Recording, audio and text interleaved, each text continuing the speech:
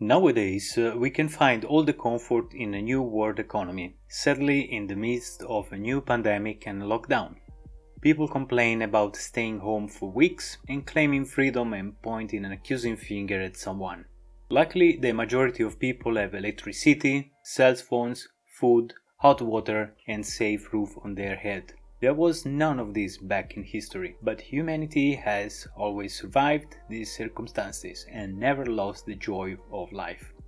Today we complain because we should wear masks to get to shop and to check the body temperature before flying. A small shift in our thoughts and mentality can do wonders. We are still alive and must do everything we can to protect ourselves and help ourselves. Here a little story from an American author unknown who helps us see things in perspective. Imagine you were born in 1900. On your 14th birthday, World War I starts and ends on your 18th birthday. 22 million people perish in that war. Later, in that year, a Spanish flu epidemic hits the planet and runs until your 20th birthday. 50 million people die from it in those 2 years. Yes, 50 million. On your 29th birthday, the Great Depression begins. Unemployment hits 25%. The world GDP drops 27%. That runs until you are 33. The country nearly collapses along with the world economy. When you turn 39, World War II starts. You aren't even over the hill yet, and don't try to catch your breath. On your 31st birthday, the United States is fully pulled into World War II.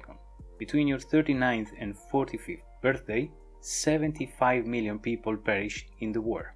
At 50, the Korean War starts, 5 million perish. At 55, the Vietnam War begins and doesn't end for 20 years. 4 million people perish in that conflict. On your 62nd birthday, you have the Cuban Missile Crisis, a tipping point in the Cold War. Life on our planet, as we know it, should have ended. Great leaders prevented that from happening. When you turn 75, the Vietnam War finally ends. So think of everyone on the planet born in 1900. How do you survive all of that? Try to imagine now when you were a kid in 1985 and didn't think your 85-year-old grandparent understood how hard was school and how mean that kid in your class was. Yet they survived through everything. Perspective is an amazing art, refined as time goes on and enlightening like you wouldn't believe. Let's try and keep things in perspective.